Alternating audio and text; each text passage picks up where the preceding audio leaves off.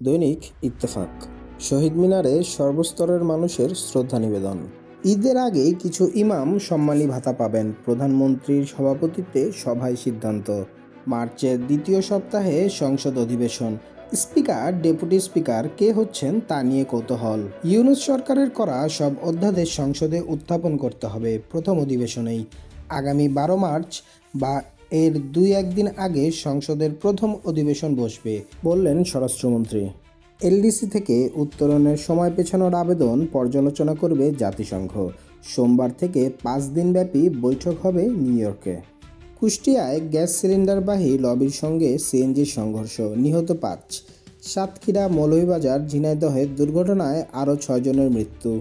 রাষ্ট্রীয় আচার ও বিরোধী দলীয় নেতা হিসেবে শহীদ মিনারে এসেছি, বললেন ডাক্তার শফিকুর রহমান। দৈনিক যুগান্তর। বাবার পথেই হাঁটছেন তারেক রহমান। মহান শহীদ ও আন্তর্জাতিক মাতৃভাষা দিবস পালিত। 21কে পাথেয় করে এগিয়ে চলার প্রত্যয়। দেশজুড়ে পরিবহন সেক্টরে প্রভাবশালী সিন্ডিকেট। চাঁদার নামে চাঁদাবাজি, পেছনের শক্তি রাজনীতি, ভয়ে মুখ খোলে না কেউ। শুল্ক নীতিকে অবৈধ ঘোষণা করে দেওয়া সুপ্রিম কোর্টের রায়কে হাস্যকর বলে উল্লেখ করেছেন প্রেসিডেন্ট ট্রাম্প। আরও 10% অস্থায়ী শুল্ক আরোপ ট্রাম্পের পারস্পরিক শুল্ক। যুক্তরাষ্ট্রের সঙ্গে বাণিজ্য চুক্তি পুনর্মূল্যায়নের পরামর্শ। দৈনিক আমার দেশ।